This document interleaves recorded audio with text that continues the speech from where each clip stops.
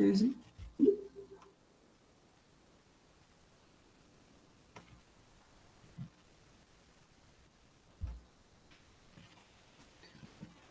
Olá, leitores, bem-vindos a esta série de entrevistas com escritores catarinenses. Esse evento tem o apoio da Fundação Cultural de Balneário Camboriú, através da Lei de Incentivo à Cultura, e visa promover a literatura local, estimular a leitura e evidenciar os principais representantes da cena literária em Santa Catarina. Eu sou Adriano Salve, professor, escritor e mediador de leitura, que juntamente com a professora e mediadora Xise Calabria, conduziremos esta série de entrevistas. E a nossa convidada da vez é a escritora, professora e pesquisadora Clarice Fortunato Araújo. Clarice é mulher, negra, escritora, professora, pesquisadora e feminista. Doutora em literatura pela Universidade Federal de Santa Catarina, UFSC, com período sanduíche na University of Exeter, na Inglaterra. E autora do livro Da Vida nas Ruas ao Teto dos Livros. Muito obrigada, Clarice. Estou muito feliz pela tua participação. Seja muito bem-vinda. Obrigada. Eu não estou com o meu exemplar aqui junto comigo. Deve estar em algum lugar. Eu esqueci de trazer. Então, se a gente vai ler um trecho, eu acho que vai ser você ou o Adriano. Já está selecionado aqui, Clarice, não se preocupe. Tá a gente vai pedir permissão para ler alguma coisinha assim. Então, Clarice, tá. Mas vamos, então, com a nossa primeira pergunta. Clarice, eu também agradeço a sua presença. E a gente começa perguntando para a Clarice, o que é literatura para você, Clarice? Então, é meio difícil definir o que é literatura, né? Mas ela é feita do mesmo tecido em que são feitas as pessoas. Né? E a vida, ela encontra significado na literatura e vice-versa, né? E no caso da minha escrita em específico, ela se concretiza ou se torna real à medida em que cresce também o meu assujeitamento. No meu livro eu costumo dizer bastante que eu me sinto invisível, né? Bem no comecinho ainda, quando eu tinha muita sede pelo conhecimento e tal, eu me sentia muito invisível. E essa visibilidade, ela veio muito com o conhecimento. E o conhecimento eu tive contato desde muito cedo pela leitura, né? Então, isso é muito simbólico e é bonito porque essa conexão, ela veio muito cedo e sempre foi muito forte, né? Mesmo antes de saber que a literatura era essa coisa tão grandiosa, tão vasta, eu já tinha essa conexão muito forte dentro de mim. Então, é uma coisa que é meio impossível definir, mas tentando é mais ou menos isso. Ela representou uma coisa muito, muito bonita para mim de encontro comigo mesma, né, através da escrita. Seria mais ou menos isso. Maravilha, maravilha. Obrigado. E o que é para ti, né, em geral, o que é ser uma mulher negra, mulher e também pobre no Brasil? Então, ser uma mulher negra e pobre no Brasil é um sincretismo de todos os aspectos, ou em todos os aspectos de exclusão, né? E essa exclusão, ela se fortalece na medida em que o tom da pele ou a cor da pele é mais retinto, né? No meu caso, eu acho que no vídeo eu estou parecendo um pouco branquinha, mas a minha pele é escura, mas não tão escura, né? Então eu posso imaginar o racismo ou, né, a forma como o racismo pode incidir nas pessoas que têm a pele mais retinta que a minha, né? E nós, como escritores ou escritoras negras, né, o nosso fazer literário, ele é fortemente cerceado pelo racismo epistêmico, que historicamente ele invalida a produção de conhecimento e nos questiona como intelectuais habilitados a escrever.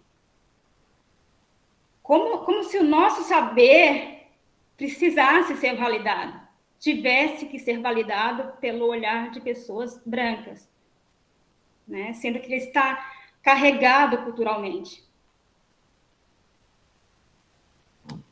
Perfeito, perfeito. Obrigado, Clarice. Olha só, temos uma outra pergunta aqui para você, agora mais relacionada à sua profissão docente. De que forma você, como professor, acredita que a educação pode contribuir no processo de inclusão e garantia dos direitos de dignidade de uma pessoa, sobretudo marginalizada? Então, a prática docente é uma coisa diária, né? E você não fica pensando muito bem se aqui é a Clarice profissional, aquela pessoa que levanta muito cedo e que tem muito pouco tempo de planejamento. Então, às vezes, você está o tempo todo preocupado com essa questão política, né? Não é uma coisa automática, tá?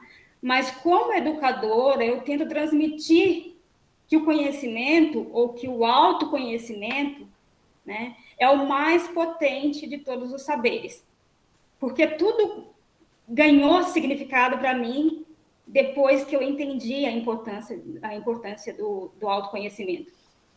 Né? Que sem o autoconhecimento, você fica meio que perdido no mundo, sem uma bússola. Né? Quando não sabe de onde veio e quem você é.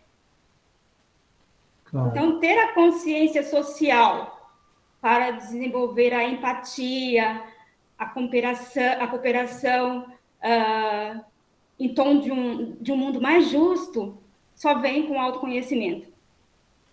E isso atrelado a uma prática diária. Né? Quanto mais libertadora for a prática docente, mais perto estaremos de uma sociedade que buscamos. Né? E também, por fim, eu tento transmitir a minha paixão pela leitura, pela literatura, que é esse portal mágico, né, e transformador. Então, tento fazer isso, mas isso não é um processo automático. Não mesmo, né? A gente que é educador, a gente sabe que esse é um trabalho lento, gradativo, espiralado, né? Que pode, inclusive, nem surtir, às vezes, o efeito que se espera dele. Mas isso, e esbarrar em um monte de questões burocráticas, e aí, às vezes, você fica frustrado, porque você não encontra apoio, né? Então, são várias questões que atravessam essa prática. Sem sombra de dúvidas. E você... Olha só, boa noite, entrou meu irmão do Paraná, olá. Leandro, Rosalva entrou. Temos aí um momento aqui familiar, essa narrativa é uma narrativa, de certa forma, familiar, temos aqui um encontro também de personagens também reais, né? Então, eu anunciei o Rosalvo porque a minha escrita fala dos meus familiares no Paraná, da minha infância pobre, do período que eu morei nas ruas, da nossa separação que foi muito dolorosa e depois a gente teve que se encontrar 20 anos depois, sem nem sequer reconhecer muito um ao outro. Eu olhei para dois homens do meu lado quando eu fui encontrar o Rosalvo no Paraná 20 anos depois e eu não sabia quem era meu irmão. Então, esse encontro aqui agora é muito simbólico, por isso que eu apresentei, e até esqueci que eu estava sendo gravada. Estamos muito felizes de poder proporcionar, de certa forma, esse encontro, né, esses resgates aqui, né, e trazer também para o público que está nos acompanhando e que irá nos acompanhar, né, a carga emotiva presente, né, e a importância, né, da literatura, né, na vida das pessoas, como é relevante, né, a contarmos a nossa história, né, sobretudo quando é uma história como a história da Clarice Fortunato, né, que desvela muitas nuances acerca da sociedade, acerca de muitas coisas que precisamos ainda trabalhar, refletir, discutir, né, e melhorar. Chase Calabria, se eu não me engano, tem uma questão ali, uma perguntinha, fez sinal. Sim. Queria que tu falasse um pouquinho para a gente sobre a necessidade de escrever esse livro. No teu prefácio, na introdução, você fala bastante sobre, eu queria que você contasse um pouquinho para a gente aqui. Então, eu sempre me esbarro nessa questão de ter que falar sobre isso, sobre a necessidade de escrever esse livro, e no preâmbulo, né, eu faço uma divagação bem interessante sobre isso, né, mas, basicamente, escrever, para mim, né, é uma forma de me inserir no mundo. Foi uma forma de reescrever a minha história. E talvez apagar ou borrar, ou me colocar naquele espaço em que eu era invisível. Né? E, então, escrever é uma forma de me opor a essa cultura universalista do cânone, né? Na qual raramente as mulheres negras estão presentes. E é a escrita de uma trajetória individual, mas é uma experiência coletiva, né? Porque fala de tantas vidas à margem da sociedade.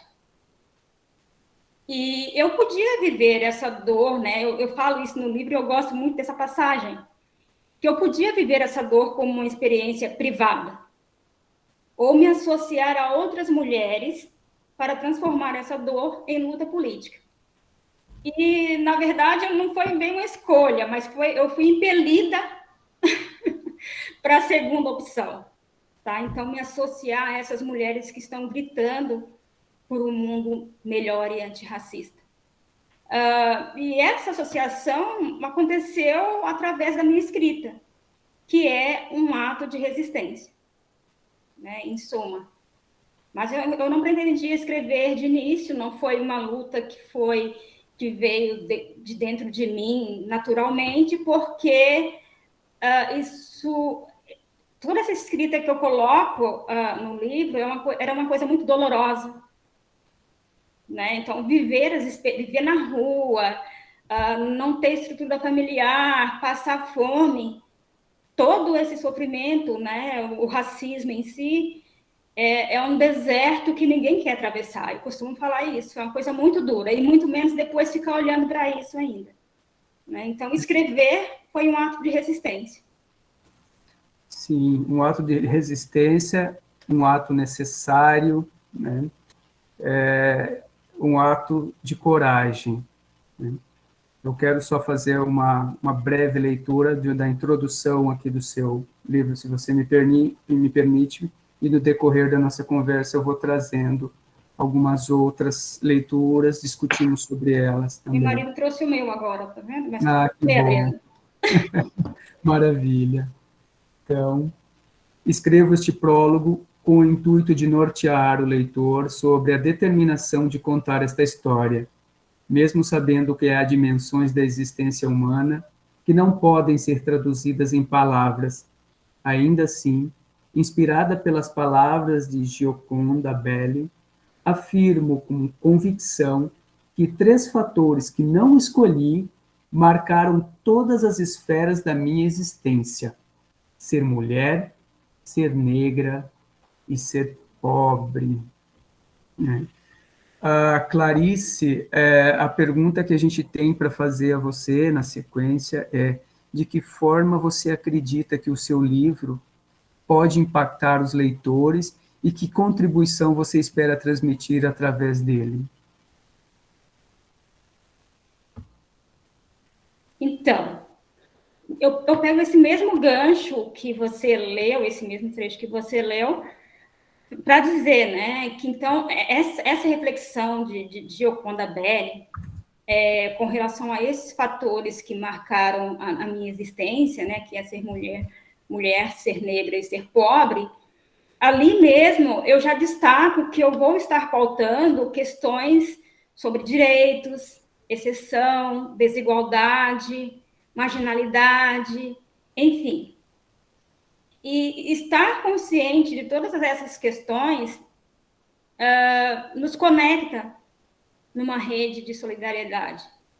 Não só de mulheres negras, mas de todas as pessoas em que a questão do racismo impacta, direta ou indiretamente. E nessa perspectiva, eu penso que a maior contribuição seria o fortalecimento dessas vozes que gritam, que clamam por uma sociedade mais justa, antirracista, onde mulheres negras como eu querem sair do espaço de objeto do conhecimento para se tornar protagonista da sua própria vida, da sua própria história, né? Ou seja, esse espaço também do fazer literário. Então, é mais ou menos nesse sentido, de uma conversa, de um diálogo, de um fortalecimento. Tem uma teórica chamada Glória Anzaldúa, que ela tem uma carta muito bonita, que é um convite às mulheres do terceiro mundo para escreverem. Independente do lugar subalterno onde elas estiverem, elas precisam escrever.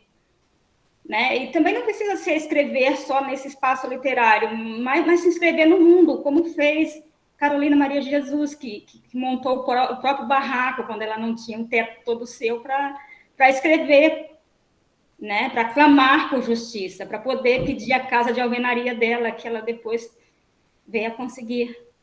Então, é uma coisa muito linda, né? Então, é nesse sentido que eu acho que ele contribui. É uma voz de resistência, né, Clarice? É uma voz de resistência, é uma denúncia, eu vejo como uma espécie de romance de denúncia também, né?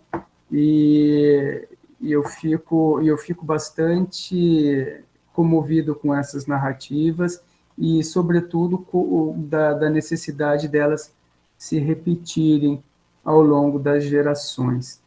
Mas vamos ler aqui... E é muito interessante, né? Porque, por mais que... Veja, é uma coisa que eu entendo a importância, mas, ao mesmo tempo, ao escrever e lançar esse livro, jogá-lo no mundo, tem uma preocupação muito grande de esse livro reafirmar a meritocracia. Era uma preocupação muito grande, assim, que as pessoas fossem olhar para mim e falar: nossa, ela conseguiu, olha só, ela morava nas ruas, e agora ela conseguiu fazer o doutorado na Inglaterra, tá vendo? Você também pode conseguir, né? E não é assim, tem muitas pessoas que nadam e lutam e morrem na praia, que merecem, se for ir pelo viés da meritocracia, muito mais que eu, né? Então, era uma preocupação muito grande que fosse levado para esse viés. Né? Então, e é um viés muito perigoso, né? Porque aí ele é muito reducionista, o debate, né? Ele é simplório, né? Cai nessa discussão superficial de que basta você levantar cedo, arregaçar as mangas e trabalhar, né? Que a colheita é certa, né? E a gente sabe que efetivamente não é assim. O trabalho enobrece o homem, só se for o Luciano Huck. Exatamente, né? Esses ditos, né, que são repetidos, né, como verdades, né, e que efetivamente acabam sendo mais a reprodução, né, de um sistema opressor que aí está, né, de um sistema que alimenta uma sociedade capitalista de consumo e excludente. Né? Então é muito reducionista, né? Acaba sendo perigoso, né? Desculpa, pode falar. Então, a Conceição Evaristo ela contribui um pouco para essa reflexão, que ela diz que quando nós, mulheres negras, viemos com nossa voz clamar por um mundo mais justo e sem racismo, né? E trazemos a nossa história, né? Trazemos a nossa voz para engrossar esse coro, a gente está falando que a gente não quer histórias de exceção igual a nós. A gente quer que essas mulheres, que isso seja regra e não exceção. A minha história é uma história de exceção. Né? Então, é isso que a gente vem dizer. E, às vezes, isso é levado para um viés totalmente contrário. Sim, exatamente. Exatamente. Foi a forma, foi a forma como eu fiquei chocado outro dia, quando você foi entrevistado também por uma outra mídia, e me pareceu ouvir a repetição desse discurso, sendo que a obra tem a pretensão totalmente contrária a isso, né? Talvez É o fala-se risco por que a gente falta de... corre. Como escritor, corremos o risco. Sim, sim, mas é importante discutir e apresentar a obra justamente para que a gente possa, então, trazer luz ao debate, né? Enfim, mostrar que os discursos, né, não são tão limitantes, não são tão reducionistas assim. Ainda bem que o autor está vivo, temos o retorno do autor. É bem isso, Barthez, maravilhoso. Olha só, deixe-me ver aqui. Vamos para a leitura de um fragmento. Vamos para a leitura de um fragmento, outro que a gente separou aqui. E se você está com o livro aí também, você pode trazer a sua leitura, tá? Tem algumas partes que são muito potentes, assim, e que me emocionaram, assim, né, sabe? Me impactaram. E aí eu vou trazer aqui algumas partes, sobretudo, eu vou separar aqui um primeiro momento, que é quando você vai para a rua, né? Quando você e sua mãe, já cega, né, acabam vivendo nas ruas. Então, vou trazer essa parte aqui e depois a gente pode discutir um pouquinho sobre. Que página? Nós, a página 57, nós, moradores de rua, vidas às margens.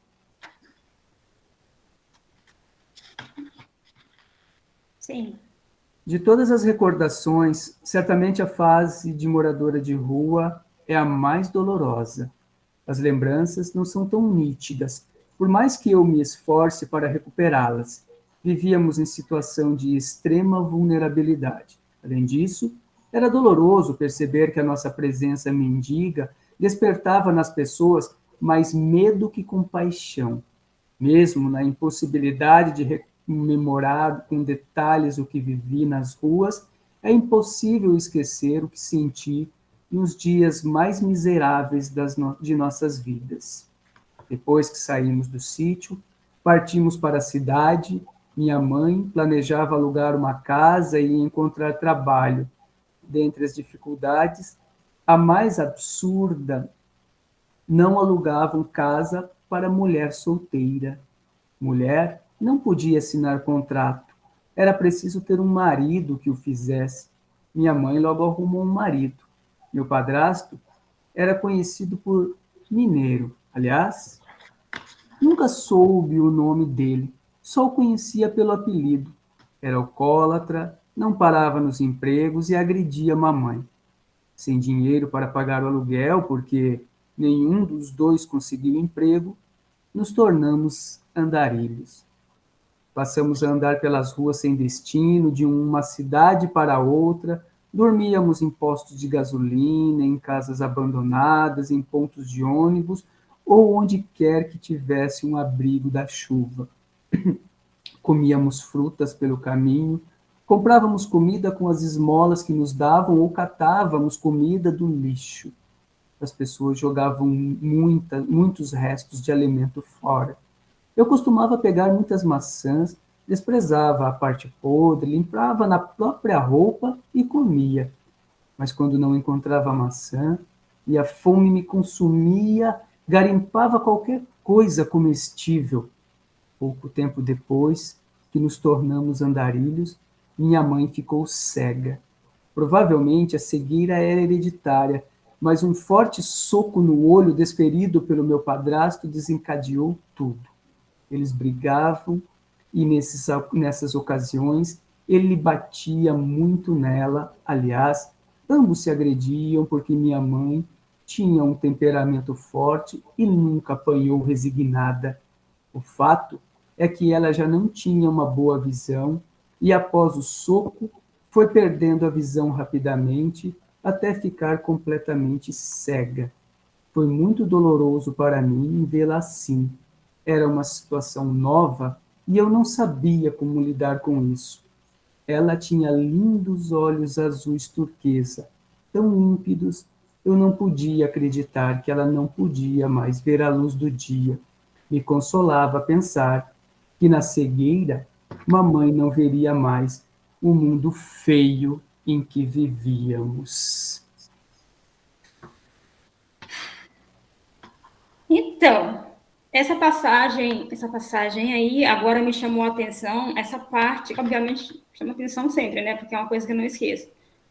Por exemplo, esses tempos eu vi uma pessoa no centro de Florianópolis pegando uma comida do lixo. E aquilo me deu um choque muito grande. Eu fiquei paralisada e eu me vi naquela cena, pegando aquela comida do lixo. E eu, na hora, assim, meio que falei assim, não pega essa comida, não sei o quê. E daí fui lá E foi interessante que eu fui no restaurante, assim, o primeiro que eu vi aberto comprar comida para a pessoa, e aí era um restaurantezinho, assim, de comida cara, e a pessoa que ia pedir comida, que eu ia comprar comida. Olha que coisa maluca. Achou que eu estava pedindo comida, daí falou assim, não, já acabou a comida. E aí eu falei, Meu não, mas eu quero Deus. comprar, não tem lanche, alguma coisa? Sabe? Daí eu comprei, levei lá. Mas então, é uma coisa muito chocante para mim, essa questão de pegar o lixo, a comida do lixo. E é algo, E a gente está vivendo nos dias atuais isso, né? As pessoas indo atrás dos caminhões, pegar comida com fome. Então, isso é uma coisa que me toca muito, e é uma coisa que eu vivi, né? Uma coisa, é bem doloroso, é uma memória muito dolorosa. é interessante que E, sim, que uma e ao mesmo pessoa tempo... fala. Pode é falar. interessante que uma pessoa com você, né, tão letrada, tão esclarecida e com voz agora, né, pode dar voz a todos esses milhares de pessoas, né, que estão marginalizadas e que a fome, a gente sabe, né, que é a total falta de dignidade, a desumanidade, né, numa sociedade em que é injusta, né, numa sociedade em que é discriminatória, numa sociedade onde, como diz o Gessé de Souza aqui, né, um outro escritor importante para esse debate, onde a ralé não tem vez, né? Então, parece que é isso, né? Parece que o Milor Fernandes mesmo dizia, né? Somos todos iguais, só que uns são mais iguais, né? Parece que é isso, né? Parece que a sociedade se pauta nessa lógica da exclusão. Pois, então, somos todos iguais, mas quem mais passa fome? Quem mais está desempregado? Quem mais as balas perdidas encontram os corpos? Né? Então, tem essas questões. E nessa questão aqui do capítulo que você... que a memória é uma memória muito dolorida, né? Ela traz uma lembrança de muita dor, mas também tem aqui na abertura um pensamento do Mário Benedetti, que quando você começou a ler o capítulo, eu achei bem interessante. Diz assim: há aqueles que imaginam o esquecimento como um depósito deserto, uma colheita do nada. E, no entanto, o esquecimento está cheio de memórias.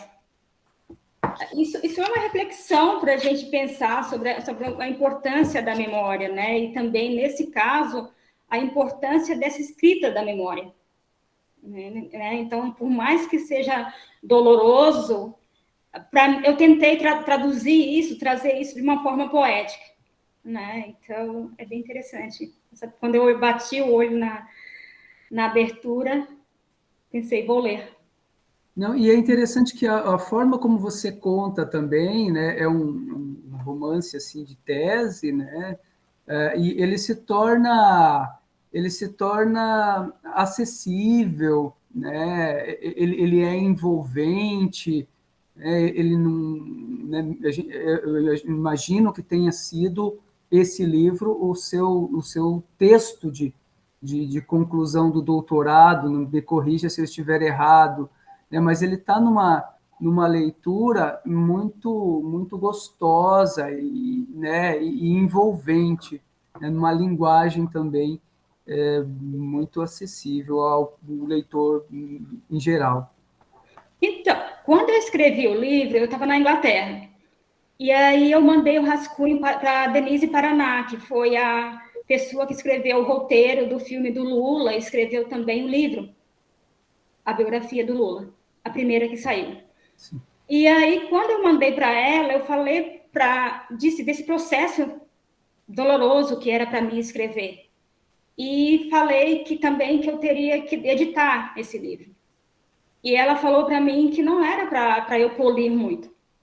Que esse tipo de escrita tem que ser assim mesmo. Né? Você não precisa polir muito, porque não é uma ficção. Mas mesmo assim, depois, quando tive que colocar em formato de tese, eu tive a preocupação de escrever, de colocar numa linguagem um pouco mais poética, porque era, entre aspas, uma história muito pesada. Inclusive, uma pessoa que fez a resenha do livro falou assim, nossa, é uma história muito pesada. Aí eu falei, filha, você não sabe o que é pesado. Pesado é o dia a dia de uma pessoa negra que passa por racismo, uma pessoa negra e pobre. Você não sabe o que é pesado. Eu tentei colocar isso da linguagem mais poética e leve que eu podia dar a esse tipo de narrativa. Né? Mas então, e tentei fazer também com que não ficasse uma coisa muito hermética, porque eu pensei, né, para quem que eu estou querendo falar? Né? Quero falar para várias mulheres negras, muitas mulheres ainda em situação periférica. Então, eu tive, sim, uma preocupação com a linguagem, mas também um direcionamento para o público que eu queria alcançar. Perfeito.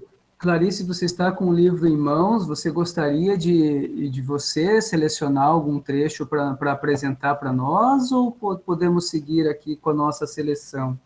Eu já li o trechinho, então pode seguir. Tá bom, então. Então vamos apresentar um pouquinho mais. Né? Vocês já perceberam que o livro ele vai abordar várias temáticas, né? A questão da negritude, a questão da marginalidade, né, a questão do preconceito, né, ou seja, ele permeia muitos assuntos que são a pauta do cenário brasileiro contemporâneo. Né? A questão do racismo, aqui, deixe-me ver onde eu havia feito... tá. Seguimos aqui. Página 86, né, é a sequência do capítulo de Sabores da Minha Cor, Marcas Indeléveis do Racismo. Ele abre com uma citação de Martin Luther King, né? A discriminação é um cão infernal que morde os negros em todos os momentos de vigília das suas vidas para lembrá-los de que a mentira da sua inferioridade é aceita como verdade na sociedade que a domina. Uma passagem muito forte também, que se a gente linkar com a questão da fake news, de que fala, né, que acontece de uma mentira ser contada 1000 vezes, ela acaba se tornando verdade, né? Então, por séculos e séculos falaram, insistiram na retórica da nossa inferioridade, né? Que muitas mulheres negras, é doloroso pensar que muitas crianças negras acreditam que são inferiores, né? Então, essa passagem é muito importante, muito interessante. E é importante que se reflita sobre ela e, sobretudo, na sequência do seu texto aqui. Vamos a ele. Eu estava com 23 anos no primeiro ano do ensino médio. Estudava à noite e trabalhava numa fábrica de calçados durante o dia. Sonhava em ser professora, quando numa aula de geografia mudei bruscamente meus planos. Apesar de introspectiva, sempre fui uma aluna estudiosa e bem-sucedida nas provas. Eu não tinha um grupo de amigos e estava acostumada a ser excluída na escola desde a infância. Porém, nos dias de avaliação, alguns alunos sentavam-se próximos para pedir as respostas da prova. E foi assim, naquele fatídico dia, no alvoroço que precedia a prova, todos os alunos conversavam em voz alta, ao mesmo tempo em que o colega da carteira, logo atrás, me chamou para pedir cola. O barulho era tanto que ninguém percebeu que a professora já havia entrado na sala. Quando ela disse em tom ríspido: "Essa negra não vai virar para frente para eu poder fazer a minha chamada, não?" Gritaram-me negra. Ela se dirigia a mim. Eu era a única negra da sala. Empalideci, perplexa. De súbito, não entendi a gravidade da situação. Estava desconcertada pelo fato de nunca ter sido advertida pelo meu comportamento em sala de aula. Fiquei paralisada por um tempo que pareceu eterno, até que os colegas apontassem para o que eu recusava a ver: o racismo. Chamaram a professora de preconceituosa e perguntaram se eu não ia reagir. Sinceramente, eu não acreditava na solidariedade dos colegas diante da agressão que eu acabara de sofrer. Salvo algumas exceções, o objetivo da maioria era criar o tumulto que impedisse a realização da prova. Nunca, exceto quando minha mãe morreu, me senti tão dolorida. Eu queria sumir, mas minhas pernas não me conduziam. Todos falavam ao meu redor e eu nada ouvia. Finalmente, quando consegui reagir, foi para sair da sala, sem dizer uma palavra, sem olhar para trás. Não pude mais conter as lágrimas. Queria chorar até expurgar a dor que me corroía a alma. Aquele lugar não me pertencia. Como eu ousei estar ali. Olha, você lendo aqui, eu já me emocionei, porque, na verdade, eu fiquei lembrando o quanto que para mim era importante estar ali. O quanto que para existir para mim era importante estar ali. Né? Era como respirar para mim. Precisava estar naquele espaço. E então foi doloroso demais. E você pensar que a escola deve ser um espaço de acolhimento e, no entanto, naquele momento em que eu precisava mais, né, aconteceu o contrário. Eu fui agredida de uma forma desumana. E isso podia ter minado com os meus sonhos. Que outra criança que voltaria na escola depois disso? Eu tive que mudar de cidade porque eu não conseguia mais olhar para aquela professora. Então, você imagina outras crianças que não tenham mecanismos de defesa, que não conseguem encontrar outra saída, né? Que não vai se sentir ou que não vai ficar mobilizada para a vida toda e não voltar mais para a escola. Então, o racismo é uma coisa que a fome denigre o corpo, né? Mas o racismo, ele destrói o espírito, ele acaba mesmo com a estrutura da gente, uma coisa muito nociva. Sim, por demais, por demais. A gente está chegando quase no final do nosso encontro. As pessoas que estão participando, por favor, se tiverem questões, perguntas para fazer, fiquem bastante à vontade em levantar a mão, em escrever no chat ou perguntar diretamente através do vídeo. Eu gostaria de dizer, não é uma pergunta, até porque já conheci o livro da Clá desde antes, né, Clarice? Ele ser lançado, então sei dessa história, participei um pouco, mas eu gostaria de te dizer que eu levei o seu livro, você sabe, né? Que minha família toda leu, passei para todo mundo gostou muito. Uso no meu trabalho como assistente social e eu levei um exemplar para alguns abrigos de mulheres aqui, mulheres que viviam em situação de rua, e elas ficaram muito emocionadas e gostaram muito. e falaram que gostaria de te conhecer. Quando você vier em Minas, a gente vai lá para elas te conhecerem, porque elas ficaram muito empolgadas, gostaram muito da história, se sentiram muito representadas, né, com tudo que você conta, né, que é duro, mas uma narrativa muito poética, muito bela. Eu já te falava isso antes, né, da sua escrita, antes mesmo do livro. Então é isso, só queria te dar esse feedback. E eu tenho que agradecer um monte, porque a Renata é uma divulgadora do meu trabalho, a Renata morou na moradia estudantil da UFSC comigo, e a gente passou muitos perrengues, e agora está vitoriosa e divulgando o meu trabalho. Obrigada, Rê. Imagina, orgulhosa de você, parabéns, amiga. Muito bacana. Alguém mais? Tem mais algum comentário? Leandro levantou a mão. Por favor, Leandro.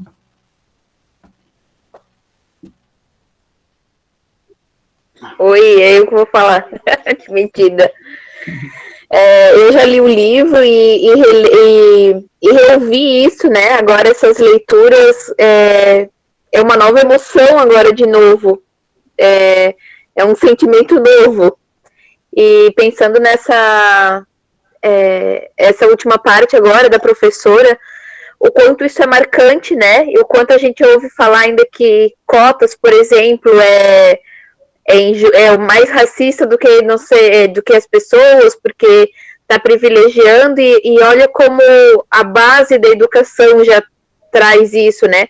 O quanto é importante ter esse reforço, já que toda uma história faz essa parte contra. E eu queria perguntar, Clarice, como é que hoje estares nesse outro papel? Sair do papel de aluna negra e que sofreu esse preconceito para ser uma professora hoje. Como é que é isso para ti? Então, na minha prática, eu tento todos os dias estar atenta a situações de racismo que possa existir. Porque se ouvir qualquer coisa, qualquer ruído, eu vou estar ali, né, para combater isso, de todas as maneiras. Aliás, não só com relação ao racismo, mas tudo quanto é forma de exclusão, né? Porque quando você está falando das questões subjetivas, né, isso não é mimimi, né? Isso é muito importante você dar atenção para isso, porque o aluno não é só um número, ele é um indivíduo que está ali em processo de formação, e a gente é responsável por essa formação, e um dos nossos papéis mais importantes é transformar a realidade desses alunos, e que não seja nunca para pior. Maravilha, maravilha. Alguém mais quer fazer alguma colocação? É muito bacana, né? Isso, Cristiane, aqui antes de eu passar para a Cristiane, Éden Silvana, né, está dizendo, professora Clarice, grande escritora e defensora dos direitos humanos, em especial pela causa das mulheres negras, parabéns, obrigado, Éden, pela participação. Cristiane, a Éden é pedagoga da escola que eu trabalho, ela é incrível, ela me dá um suporte muito grande. Todas as pautas que eu levanto, ela abraça, ela fortalece as pautas que eu levanto. Obrigada, Éden, por estar aqui e por me ajudar na minha prática docente. Cristiane, por favor. Ela vai participar no chat, ela falou. Ah, tá. Então, pode mandar a pergunta por ali, que a gente já faz a leitura da pergunta. Perdoe, eu não abri o coordenador que está brilhantemente aqui atuando nesse movimento, nessa escuta maravilhosa. Só não vou abrir a imagem aqui, porque eu estou em casa e está numa condição de à vontade. Mas gostaria de só dizer assim, é um orgulho ter a Clarice como uma das nossas integrantes na escola, e dizer assim que as pautas que ela traz são muito pertinentes e dos direitos humanos. Eu abraço essa causa junto com ela, e sempre que ela traz, eu fico muito feliz, porque não são assuntos fáceis de lidar, né? Não são não são pautas muito confortáveis para muitos, mas a gente tem que desconfortar, tirar as pessoas do seu conforto, da condição onde estão, para dizer, ó, vamos olhar para todos com um olhar de igualdade e, em especial, esse olhar que a Clarice traz para os alunos. Os alunos hoje têm um ganho muito grande em ter ela na escola, e eu, quanto pedagoga da escola, digo assim, muito obrigada, Clarice, por você fazer parte, nesse momento, do nosso time. É um time que hoje faz a diferença, porque você faz a diferença ali com a gente. Então, muito obrigada mesmo, assim, de coração. Um beijo bem grande. Eu sou porque você me dá suporte. Obrigada. É isso. Somos companheiras. Bacana, que bacana. Cristiane levantou a mão. Cristiane, por favor, pode formular a sua pergunta. Então, eu, como acompanhei boa parte da história, eu realmente li o livro também e sei que ela foi bem sucinta ainda, ela foi bem de leve. Muitas coisas ficaram de fora. E só quero dizer que eu tenho muito orgulho dela. Minha sobrinha. E ali, mesmo lendo, quando você leu algumas partes, eu me arrepiei. E quando foi a parte da escola, aquilo ali, nossa, me fez chorar, porque eu não imaginava que fosse tanto como é realmente, e que eu acredito que até hoje em dia ela ainda sofre alguns tipos de preconceito, como, né, a maioria das pessoas sofrem. Não vamos falar sobre meritocracia, ela teve bastante ajuda de muitas pessoas, mas ela é uma lutadora. Tudo que ela conseguiu foi por grande esforço dela. Era só isso mesmo. Obrigada. Maravilha, maravilha, né? As pessoas que fazem parte, né, hoje da vida da Clarice, né, e que têm o privilégio, então, de conviver com essa pessoa ímpar que é você, Clarice, né? Estendo aqui, né, as palavras das pessoas, o pouco que eu te conheço, fica evidente, né, que você é uma pessoa muito necessária à sociedade em que a gente vive, seja como educadora, seja como pesquisadora, militante ou escritora. Eu estou aqui, não fala mais ninguém da família, que eu estou quase chorando, porque eu convidei, mas não achei que vocês iam falar não, tá? E aí eu não estou preparada para borrar minha maquiagem. Maravilha. Sheise, tinha uma perguntinha ali, parece? Não? Sim, vamos para uma pergunta de respiro. Fala um pouco mais sobre o teu processo de escrita, como que funciona para ti, e se tu escreve em outros gêneros também, se tu tem intenção de publicar outros livros, como que é para ti esse processo? Então, o processo de escrita, basicamente da escrita do meu livro, né, foi um processo que eu estava no cenário acadêmico, então foi bastante diferente, porque eu tinha que ler muita coisa, porque além do relato, além do romance, teve a parte teórica, então eu tive que fazer muitas leituras, ler muitos autores da memória, Bergson, Lejane, e trocentas outras literaturas.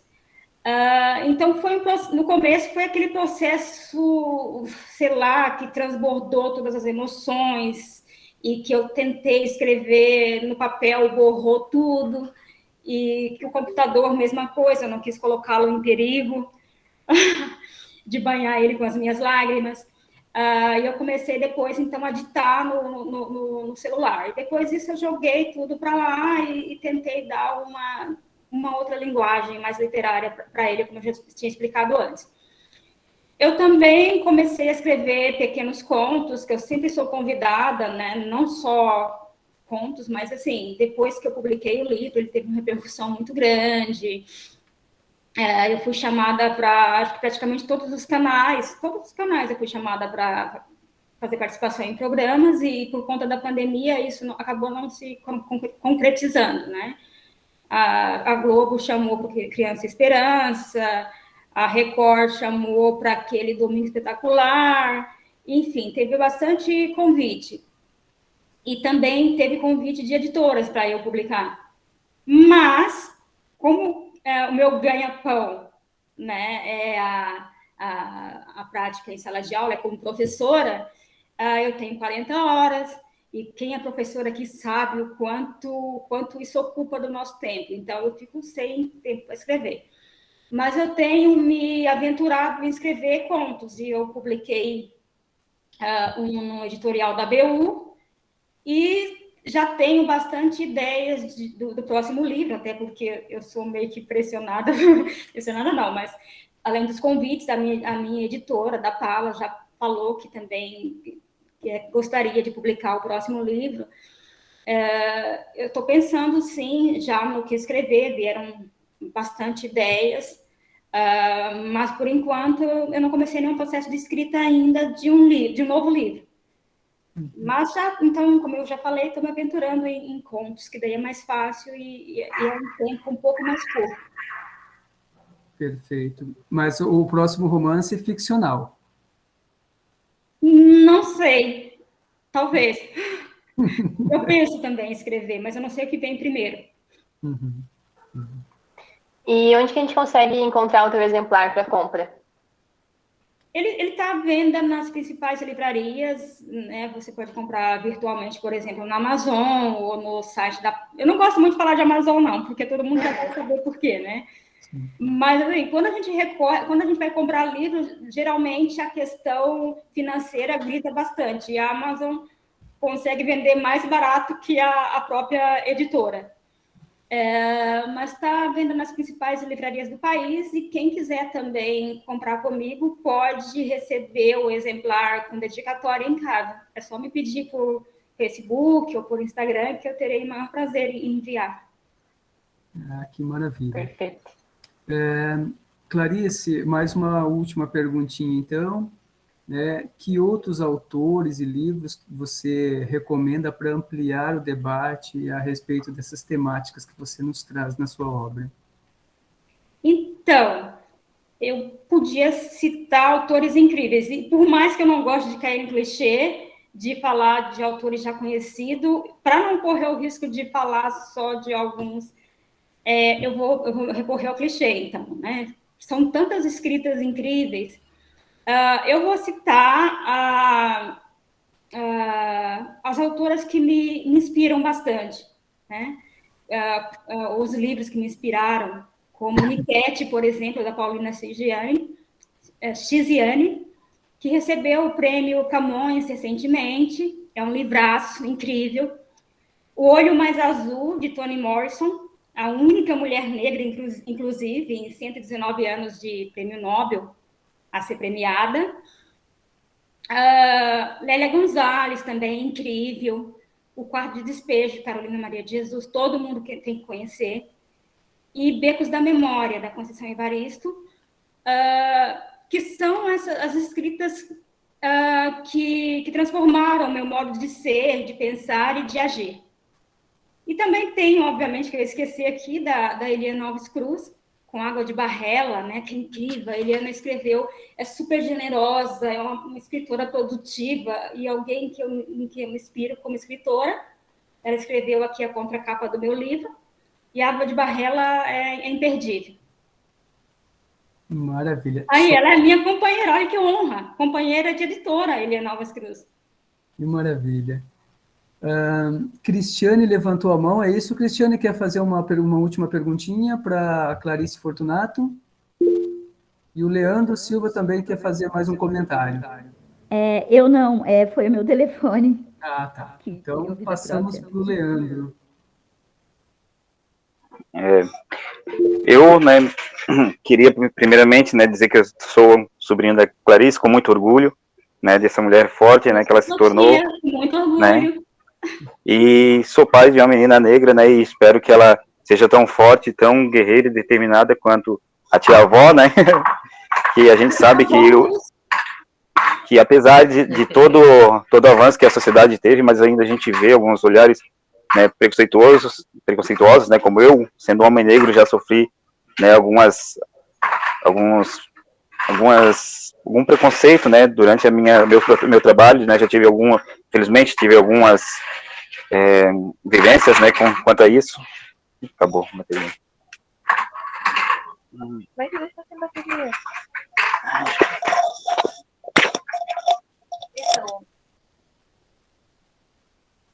Fechou, né? Infelizmente, ali caiu, tava com a bateria baixa, né?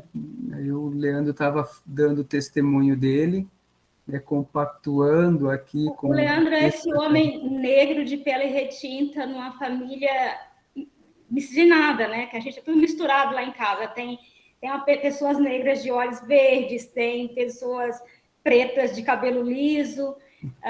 Então, ele conviveu nesse espaço e a gente percebe o quanto tem as diferenças de racismo, de preconceito, de acordo com o tom de pele. Quanto mais elevado é o tom de pele, ou quanto mais retinto é, o racismo é maior.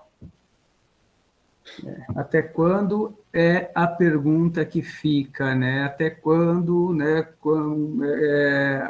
teremos que debater essas questões na sociedade, né? Já se passaram quase 400 anos, né? mais de 300 anos de escravidão, e parece que o pensamento social, a lógica ainda gira ao redor dessa máxima, né, excludente.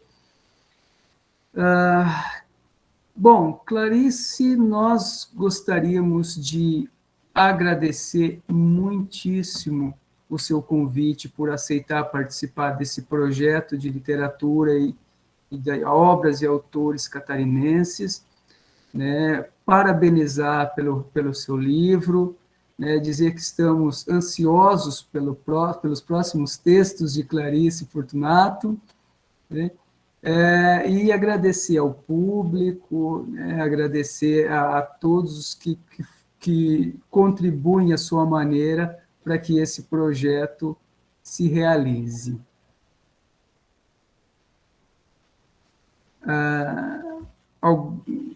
Algumas palavras? Não? Então, vamos desfecho. Então, eu queria agradecer a cada um que esteve aqui, e eu fiquei bastante surpresa com o depoimento de vocês, porque eu sei que é uma sexta-feira, e está todo mundo querendo sextar depois de uma semana exaustiva, mas está aqui o Márcio, a Renata, o Leandro, a Cristiane, a Kátia, muito obrigada, o Gustavo, muito obrigada pelo convite, Adriano, e eu sei também que você é um grande divulgador do meu trabalho. Eu também tento prestigiar sempre que você ou que o Márcio estão envolvidos em algum projeto. Muito obrigada a todos que compareceram. Eu fiquei muito emocionada mesmo com todo mundo que falou. Obrigada. Nós que nos emocionamos, nós que agradecemos. E esse foi mais um encontro desta série de entrevistas com autores catarinenses. Acompanhe este e outras entrevistas através do Instagram Mediação LIC-BC, Autores Catarinenses Contemporâneos. Um grande abraço e boa leitura.